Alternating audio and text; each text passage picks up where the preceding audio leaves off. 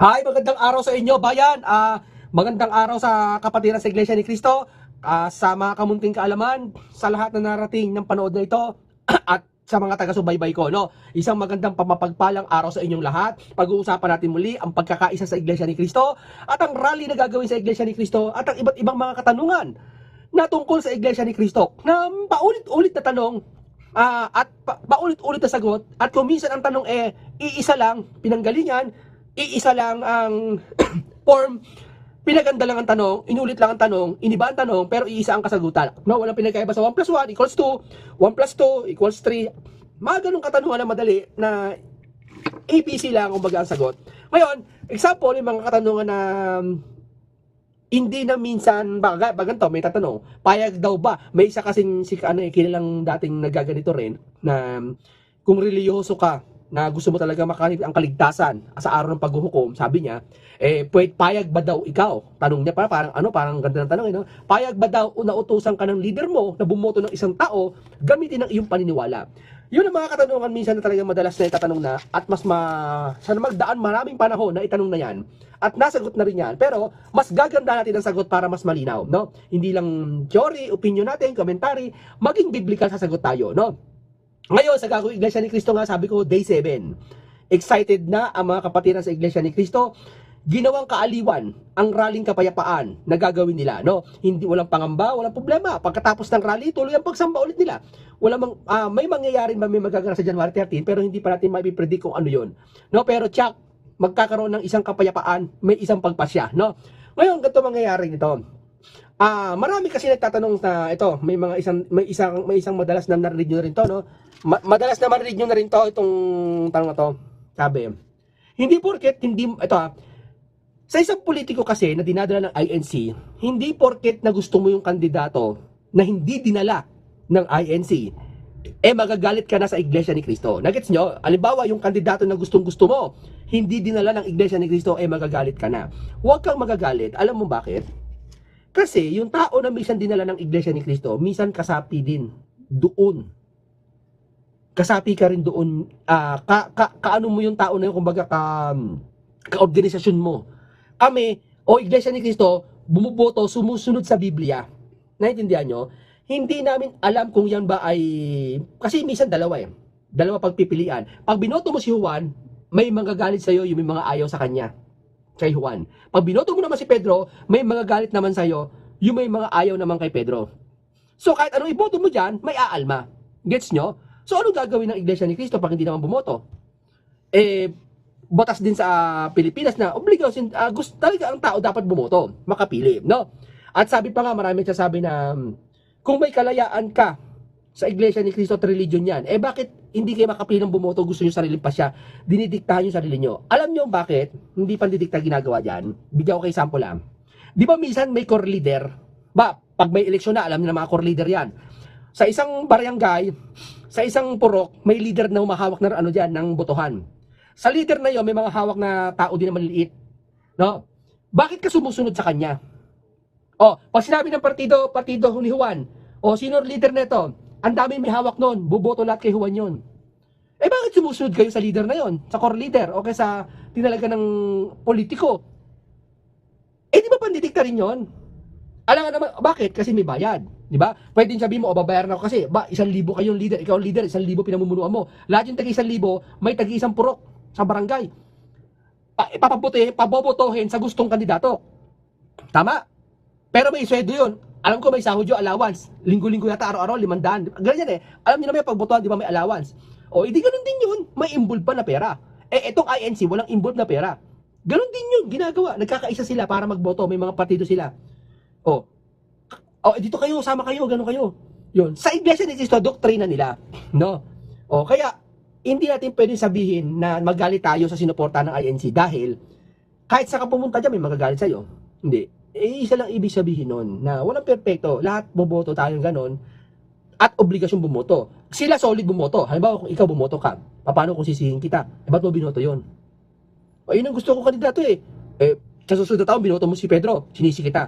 Tapos sa susunod na taon binoto mo naman si Juan, sinisi pa rin kita. Gets nyo? Walang patutunguan. Kaya yung mga ganyang bagay, ang pinakamahalaga talaga, yung ginagawa ng INC na may pagkakaisa. Kasi may pasya ng Biblia. Babasahin ko mamaya sa inyo Biblia kung ano yun. O, ito pa, number 2. Ito pala, may surprise. Sagot pala ng INC ang gastos. Ha? Sagot ng Iglesia ni Cristo ang gastos sa rally. Imagine, di ba? Sabi ko na nga ba, di ba? Sabi ko na karaan, ang Iglesia ni Cristo parang may pabrika ng pera. Pero mga member naman nila, hindi naman ganun kayaman. Yumayaman. Pag umanid na, sinasagot ng panalangin, yumayaman ng Iglesia ni Cristo dahil sa pagpapala na pinaniniwalaan, sinasampalataya nila na binabalik sa kanila ang mga binibigay nila o yung mga tinatawag sa doktrina na paghahandog nila, pasalamat nila, di ba? Paghahandog ka ng halaga, ibabalik sa kanila ng doble-doble, no? Kaya pinayayaman ng Iglesia ni Cristo hindi lang sa panampalataya, maging sa pangangailangan, no?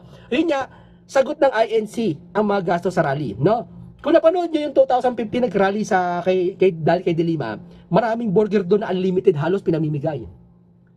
May mga sakyan din, may mga tent. Ngayon mas kumpleto, may speaker, may media sila, sa net ano nila, bukod sa media, di ba? Sa Net 25, bukod sa media, may mga ang dami sila, marami silang equipment at yung bus, sinagot ng Iglesia ni Cristo. Napakaraming bus nito. Dito lang sa lugar ko, nasa 20 bus na.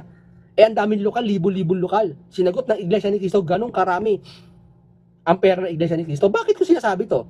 Ibig sabihin, bakit mangungurakot o manghihingi ang pera ng Iglesia ni Cristo sa politiko o mangungurakot? Kung sa sarili nilang organisasyon, sobra-sobra na yung pera dahil sa handugan, dahil sa pagkakaisa nila. Bakit pa sila hihingi ng pera sa politiko na mali sa sinasabi ng karamihan na hihingi ang Iglesia ni Cristo? Wala pong katotohanan yon. Ako nagpapatunay na Iglesia ni Cristo masino kahit piso, kahit 5 piso, sa 5 piso lang ha. 5 piso, inandog mo, mahirap na tao. Ilang mahirap yung umandog? Nasa 2 milyon, nasa 2 milyon. Times mo to, sa 2 milyon. Di 10 milyon na kagad. Di ba? Naiintindihan nyo? Hindi naman 5 piso handog. Minsan 1,000, 100. 200, 500 ang handugan. Dahil niya sa puso. Pinagpapala naman ng Iglesia ni Cristo Di ba? At nasa doktrina naman yan. Sabi ng Panginoon, kung hindi ko buksan ang duranguan ng langit at isang pagpapala na walang sukat na kalalagyan, maski silid, mapupuno. Yun ang ginagawa ng Iglesia ni Cristo, kaya sila pinagpapala. Ito, ito, meron pa ako nabasa dito Ito, the more member, the more people, malaki ang chance makapanalo. Ano din to binilag din ito ng isang nasasabi niya may maskara. Ito kasi, talaga pag nanalo ang marami talaga, hindi ko alam kung anong punto nito. The more member, the more people, malaki ang chance makapanalo. Malaki chance talaga makapanalo. Kahit nga yung mga partido partido ni Juan, lalakihan nila yung mga alawas o bigayan para makapag-likom ng mga tao. Mas malalamang nga sila. May chance talaga at malaki ang lamang makapanalo ng isang politiko. Walang question yun. Kaya nga botohan At hindi sila, ito pinakamagandang tanong.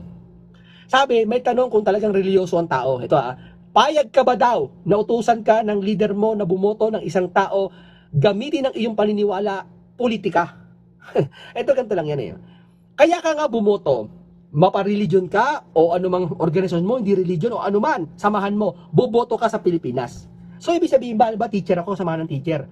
Bumoto ako at may professor kami pinagkaisa, boto niyo si pinsan ko O sige, boboto namin yan. Ako ba nauto ba ako ng professor, ng principal ko sabi ng sa principal. Ako may-ari ng school. Yung mga teachers ko mahigit 100 naman tayo sa school na to, mga teacher. Pwede ba iboto niyo yung pinsan ko? Pumayag naman lahat. Yung ba nauto siya ng principal? Tingin mo, nauto ba yun? Logic. Di ba? Kung talagang paniniwala ba nila, porque teacher, bababahira ng politika? Hindi karapatan kasi nila bumoto. Nasa Pilipinas ka. Kung yung religion mo naman, karapatan bumoto, alangan naman sabihin, huwag ka ng religion ka, huwag ka na magpagamit sa politiko. Tara, huwag na tayong bumoto. Hayaan mo na sila dyan. Tapos pag nagkamali ng panalo, hihingi ka ng PhilHealth, hihingi ka ng mga GSIS, hingi ka ng mga benepisyo sa gobyerno, hindi ka naman bumoto. Nakita niyo yung logic. Batas yan. Batas. Mas yung Panginoon Diyos, nilagay niyang pamamahala dyan. Nabuboto ka, obligasyon bumoto. At yun ang ginagawa ng Iglesia ni Cristo, sumusunod sila. Katunayan na sumusunod sila sa pamahalaan, bumuboto sila ng pinagpasyahan. Ito ang pinakamagandang tanong. Ulitin ko yung tanong kanina, bago natin tuloy, yung paliwanag. Payag ba daw na utusan ka ng leader mo? Si Ka Eduardo yun, leader Parang yun ang tinutukoy, Ka Eduardo Manalo, na bumoto ng isang tao gamitin ang iyong paniniwala sa politika. Actually, magkadikit yan Kaya ka nga bumoto, kasi may paniniwala ka sa religion mo na may pagboboto, nasa Biblia. Yung palang pagboto, nakalagay may talata sa Biblia. Hindi ka ginamit. Oy, parang ganito. Bumoto ka, ayoko eh. Uy, masama yan. Ganto. Yun ang paggamit ng, ulitin ko. Ano ba? Juan, bumoto ka, ayoko bumoto, kuya. Ay, ano? Masama, magagayat ang Diyos. Hindi tayo, sige, magagayat si Jesus, magagayat ang Panginoon Diyos. O basta bumoto ka. Bakit ako bumoto? Basta magagayat ang Diyos. Yun ang ginagamit ang paniniwala mo sa politika, sa religion. Pero kung halimbawa, kuya, bumoto ko ha. Bumoto ka ha. Kasi nakalagay sa talata ng Biblia. May talata pala ng Biblia? Hindi lang pala ginamit o binerbal ng ka Eduardo Manalo. May talata palang Biblia na kailangan mong bumoto at sa pagboto may iisang pagpapasya at may isang paghatol. Ito, basa, 1 Korinto 1:10. Basahin ko. Sa unang salin, nakikiusap ako sa inyo mga kapatid sa pangalan ng ating Panginoong Hesukristo na magkasundo kayong lahat sa inyong sinasabi. Alin yon? At huwag kayong magkaroon ng pagkakampi-kampi, kundi kayo magbuklod sa iisang pag-iisip at hangarin. Nakuha niyo yung logic ng talata ng Biblia? Nakiusap ako sa inyo mga kapatid. Kapatid sa iglesia. 1 Korinto 1:10. Si Apostol Pablo, sulat ni Apostol Pablo, sa unang iglesia, nakikiusap ako sa inyo mga kapatid, sa pangalan ng ating Panginoong Hesukristo. Saan daw? Sa pangalan ng ating Panginoong Hesukristo. May religion o wala? Meron. Sa pangalan ng ating Panginoong Hesukristo. Meaning ng religion? Panunumbalik sa Panginoon. Meaning ng iglesia? Kawan. Kaya magkaiba ang iglesia sa religion. Ang religion, meaning, church natin, panunumbalik sa Panginoon. Ang pagrelihiyon, isang uri, ang Panginoong Hesukristo, andyan ang Ama, andyan ang Biblia, andyan yung mga kasangkapan. Kaya, nasa religion. Ibig sabihin, ang religion may kinalaman sa pagboto. Correct? Kasi utos yon ng pamahalaan. At ikaw nasa mundo, sakop ka ng gobyerno na pinamumunuan ng individual na politiko. Tama? Eto, nakikiusap ako sa inyo mga kapatid, si Apostol Pablo, sa pangalan ng ating Panginoong Hesukristo, na magkasundo kayo lahat sa inyong sinasabi. Halika kanya. Magkasundo tayo. Halika. Ikaw yung leader, kasi kay Eduardo Manalo. Pinagkasunduan pala, hindi inutusan. Pinagkasunduan. Huwag kayo magkaroon ng pagkakampi-kampi. Huwag pala kayo magkakampi. Kundi kayo'y magbuklod sa isang pag-iisip at hangarin. Yun na nga ang ginagawa ng kay Eduardo Manalo. Na nagkakaisa sila sa pag-iisip sa isang hangarin. At magbubuklod sila sa ngalan ng ating Panginoon Hesukristo. Alin yun? Yung pag-iisang isip at hangarin. Basahin natin sa ibang salin kung ano yun ha. Dito sa isang salin. Ngayon, ipinamamanhi ko sa inyo. Si Apostol Pablo pa sasalita, ibang salin lang. Mga kapatid, sa pamamagitan ng pangalan ng ating Panginoong Hesukristo, na kayong lahat, ilan daw? Kayong lahat. Alin lahat? Buong iglesia, yung kaanib, ay magsalita ng isa lamang bagay. Isa lamang bagay. Kung gusto ni Pedro, plastic, ang gusto ni Juan, 5 piso, magkasundo kayo isang bagay lang. Ayoko ng plastic o 5 piso. Ano ba talaga? Di 5 piso tayo lahat. Kasi nasa iglesia ka eh. Pero kung nasa private na sector kang trabaho, gobyerno, bala kayo, may groupings kayo. Nasa Christmas party kayo, may groupings kayo, tama? Nasa school lang kayo, thesis, may groupings. Pero religion to. Religion to. Hindi kailangan ng groupings dito ng Diyos. Groupings kayo, dito sa 5 piso o dito sa plastic, saan kayo? Ganun ba Panginoon Diyos? Hindi, sabi ni Apostol Pablo, ngayon ipinamamanhi ko sa inyo mga kapatid sa pamamagitan ng pangalan ng ating Panginoon Hesukristo, na kayo'y lahat ay magsalita ng iisa lang bagay at huwag magkaroon na sa inyo ng pagkabahabahagi. Yung palang piliin mo yung 5 piso at may pumili ng plastic, isang uri ng pagkabahabahagi. Tama? Yun nun. Tuloy ko, kundi kayo'y mga lubos sa iisa lamang pag-iisip, saan daw? Pag-iisip at isa lamang paghatol. Sa uri ng paghatol, sa ibang salin, pagpapasya. At sa ibang pagsasalin, pagboto. Nasa Biblia pala ang pagboto. Iba, mali palang sabihin na ang gamitin ng iyong paniniwala sa politika at inutusan ka ng leader mo. Mali pala, hindi ka pala inutusan. Hindi ka pala inutusan ni Ka Eduardo. Alam mo sino nag-utos? Panginoong Hesukristo pala. At ang Diyos. Ayun ang sabi sa ngalan ng Panginoong Hesukristo. Sa ngalan, ginamit ang pangalan ng Hesukristo. Ibig sabihin, sa pangalan ng Hesukristo. Hindi sa pangalan ni Pablo. Hindi sa pangalan ng Biblia. O sino ba? Sa pangalan ni Kristo. Di ba? Halimbawa, anong kasi dito sabi, bayag ka ba, inutusan ka ng leader mo, si Ka Eduardo, na bumoto ng iba, na gamitin ng religion. Hindi tayo inuutosan ng kapatid na Eduardo Manalo at hindi nag-uutos ng kapatid na Ka Eduardo Manalo. Walang ganyan. Ito, bigyan ko example. Alika nga dito, Maria. Bakit po, kuya? Ibili mo ako ng toyo. Ito, ibili mo ako ng toyo. Doon kay Aling Mameng, o sige, bili mo ko. Inutusan mo. At iba rin yung pinakasuyuan. Ang pinakasuyuan ganito, Maria, okay lang ba? Bumili mo kamo akong toyo? Nakuha mo yung sentence, okay lang ba? May pagpipilian, okay lang ba? Nabili mo akong toyo? Ibig sabihin, may chance tumanggi kasi pinapili mo okay lang ba? Nagtanong ka pwede tumanggi, ibig sabihin. Pinakikisuyuan mo, okay lang ba? Pwede akong makisuyo? Bili mo ako? Kuya, may ginagawa ko. Sige, mamaya na. Kasi, may tanong ka ba? Okay lang ba? Pero kung ditador naman, bili mo akong toyo, Sabi, sa gusto niya, bibili ka. Inutusan mo na rin siya. Utos yun. Di ba, kay Maria? Kung pero anong pinagkaiba ng utos sa doktrina? Yung batas ng Panginoon Diyos. Ito, bigyan ko example. Maria ulit, Maria. Hindi ba pwede sa bahay mo may nakasulat. Sa tuwing Lunes, bibili kang toyo, Maria, ha? Inutusan hindi. Hindi, nasusulat. Sino nagsulat? Ang Panginoon Diyos. Sino nagsabi? Ang Panginoon Diyos. Ipinasulat sa mga apostol, sa mga propeta na nakarating sa ating panahon. Siyang ginagamit natin Biblia ngayon. Ano si Ka Eduardo? Ano magiging papel ng Ka Eduardo? Binasa niya lang yung Biblia at sinabi sa iyo yung dapat gawin. Inutusan ka ba ni Ka Eduardo? Hindi. Sumunod lang sa doktrina, sa tuntunin na nakalagay sa Biblia. Dahil religion ka, panunumbalik sa Diyos. Gets nyo? Hindi nag-uutos si Ka Eduardo, kundi doktrina yon sa loob ng iglesia na ipinatutupad ni Kristo, ng apostol, maging mga ibanghilista at mga ngaral sa Biblia. Ang pagboto nasa Biblia. Isang pag-iisip, isang pagpasya. Pinag-uusapan ng leader ng lahat. Paano kung ayaw ng isang member, gusto ko si Juan? Ang gusto ng leader ng iglesia si Pedro. Anong gagawin? Susunod ka. Bakit? Sa ngalan ng ating Panginoong Hesukristo. Halimbawa, andyan si Kristo. Andyan si Kristo. Nagmi-meeting sa atin. Kasi, nasa Biblia, pagpapasya, pagboto sabi ni Kristo, ibigay mo ang kay Cesar, ang kay Panginoon sa Panginoon Diyos. Pag-ibotohan na dati, pwede sabihin ni Kristo ngayon, iboto natin si Juan. Panginoon, gusto ko si Pedro. Payag kaya ang Kristo? Payag? Kung pumayag ang Panginoong Kristo, hindi niya dapat sasabihin ni Apostol Pablo na magkaroon kayo ng isang pag-iisip at huwag magkaroon ng pagkabahabahagi.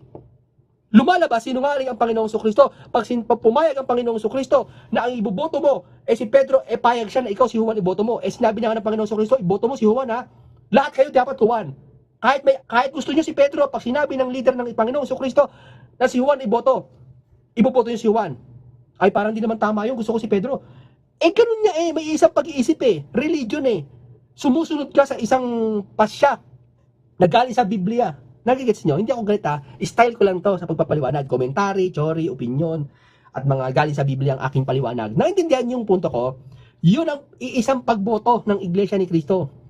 May isang pagpapaliwanag, iisang pagpapasya, magkaisa ng kaisipan. Kung bumalik si Kristo rito, ganun sasabihin niya. Tulad na sinabi ni Apostol Pablo, dahil ang sabi ng Panginoon Diyos, ngayon, bukas, magpakilanman, ang aking salita ay iisa. Hindi lilipas ang mundo, lilipas ang kalawakan, solar system, lahat ng bagay lilipas. Ngunit, ang aking salita hindi lilipas. So, ibig sabihin nun, nung sabihin ito ni Apostol Pablo na pinasabi ng Panginoong Jesucristo sa kanya, sa mga alagad, sa iglesia, hanggang ngayon, umiiral pa rin to, magpakilanman. Kaya ito ang susundin. Alin yun? Unang Korinto 1:10 na magkaisa kayo sa pagpapasya o sa pagboto. At yun ang ginagawa ng Ka Eduardo Manalo. Hindi niya kayo inuutosan, hindi tayo inuutosan, kundi si Kristo ang nag-utos at pinasa lang ng kapatid na Eduardo Manalo na siyang dinoktrina sa loob ng iglesia ni Kristo. Nakuha nyo? Ako nakuha ko Di ba? Yun. Hindi siya inuutosan. Kaya pag may narinig tayo na inuutosan ka ng leader mo, hindi naman po ang Ka Eduardo nag-utos Binasa na ng Ka Eduardo. Walang pinagkaiba yan doon na, Maria, bili mo akong patis. Utos yun. Nabasa ni Maria sa bahay mo nakasulat, tuwing Monday bibili ka ng patis. Hindi utos yun. Parang commandments yun, doktrina yun. Papalagay natin utos yun. Sino nag-utos? Ang Diyos. Makakatanggi ba tayo sa Diyos? Na pag nag-utos ang Diyos? Baka papasok pa rin yun na, wala naman atang karapatan yan. Binigyan tayo ng laya. Binigyan ka nga ng laya, pero sinabi ng Biblia, piliin mo ang buhay. Binigyan tayo ng free will ng Panginoon Diyos. Pero sabi ng Panginoon Diyos, piliin mo ang buhay. Ano ba yung buhay? Di yung salita ng Diyos. Ano yung salita ng Diyos? Yun yung ginagamit sa Biblia. Siyang pinatutupad sa doktrina ng isang iglesia. Nakuha nyo? Kaya pag ganyan, may pagpapaliwanag. May iisang pagpasya sa pagboto at kaya yung gagawin ka rally ng kaisahan ngayon, doon pa rin papasok sa pangalan ng Panginoong Jesucristo. Magkaisa ng mga sasabihin nyo, huwag magkaroon ng pagkabahabahagi. Yung bang Sara Duterte sa BBM nagkakabahabahagi? Dating unity team yun, unity team. Pinagduktong na dalawang salita, unite saka parang team, unity team. Ano nangyari? Ay, hindi pagkabahabahagi yan. Pagkabahabahagi na yun kasi niya, si Sara saka si BBM, magkagalit na yung dalawang panig. Pagkabahabahagi yun. Gusto mo ng Panginoong Jesucristo yun? Tanong, natingin natin, gusto ba ng Panginoong Jesucristo na magkabahabahagi yun? Hindi. Bakit gusto natin na ma-impeach? At ayaw ng Iglesia ni Cristo at hindi siya tutol. Yung opinion ni Marcos na sabi wag mag-impeach, yun ang sinabi ng Iglesia ni Cristo. Sa makatuwid, ang Iglesia ni Cristo sumusunod doon sa sinabi ni Apostol Pablo na pinasabi ng Panginoong Jesucristo na sabihin sa inyo na wag magkaroon ng pagkabahabahagi sa inyo. Na siyang namamagitan ng Iglesia ni Cristo ang pagbati sa magkaaway. Politiko man yan o hindi, na magitan ng Iglesia ni Cristo sa January 13 sa rally na gagawin nila na kapayapaan. Ano man ang maging rason, ano man ang isipin, yun ang utos nila, nakasunod sila. Mabigo man sila o hindi, nasunod nila at ilaw sila na sa libutan. Nakuha nyo? Yun ang sinasabi ko. Diba? Sa isang salita, may katumbas na talata ng Biblia. Sa tagal ko nagbabasa ng Biblia, pansin nyo, hindi naman ako, wala naman tuturo sa akin. Saka binabasa ko lang yung guide, yung tanong. Pero yung pagpapaliwanag, hindi ko binabasa. Dahil ang Biblia, halos makabisado ko. Yung istorya, yung salubi ng Biblia, halos makabisa ko. Sa tagal ko nagbabasa, 2024 pa lang, nagbabasa na ako araw-araw. Ang dami kong Biblia. Papakita ko sa inyo minsan, napakarami kong Biblia. Iba't ibang salin. Di ba? Hindi ko sinabing paniwalaan nyo ako. Ang sa akin lang, paniwalaan nyo yung binasa kong talata sa inyo. Kahit paikot-ikutin, iisa ibig sabihin. Gusto ng Diyos, kahit ang ating Panginoong Jesucristo, bilang anak ng Diyos, na gusto nila na huwag magkaroon ng pagkabahabahagi. Magkaroon ng pagkakaisang pag-iisip, isang layunin, kapayapaan, yun nga yung rally, at iisang pagpapasya, yun yung boto. Kuha nyo. Kaya, sa mga tagapanood, Day 7, update ko kayo, na ipaliwanag natin, ito ay isang aral, edukasyon na matututunan ng napakaraming tao, mga tagapakinig, isang masustansyang pag-uusap. Medyo style ko lang parang galit, pero hindi tayo galit. Tayo style lang po yun ang pagpapaliwanag natin, no? Magandang gabi sa inyong lahat, magandang araw sa inyong lahat. Doon sa mga dadalo sa rally, maaring makita nyo ako doon, at maaring nag-book na ako ng hotel, nagano na ako 4 kilometers away doon sa Liwasang Bonifacio. Baka sa Friday mag-survey ako. Makikita nyo kung ano yung Liwasang, di ba? Ayun. Naintindihan nyo na. Tungkol dun sa leader, hindi nag-uutos ang leader, kundi Biblia ang may sabi. Panginoong Jesucristo, ang kanyang apostol na si Pablo, ang nagsabi, at ano sa atin, doktrina sa atin. No? Ang pamamahala ay sumusunod lang sa aral at turo ng Biblia na ipinasulat sa mga apostol at propeta. Walang aral. Wala siyang tinuturo na hindi aral ng Biblia. Sisihin natin si kapatid na Eduardo Manalo kung may tinuro siya sa atin na wala sa Biblia. Rally, nasa Biblia. Nagtipon noon ang mga Israelita panahon ni Moises, Abraham. Diba? Nagkataon lang marami sila kaya pagtitipon. Pero ang layunin, makikita mo, kapayapaan. Diba? Hanggang sa susunod, Day 7, paalam sa inyo muna. Paalam.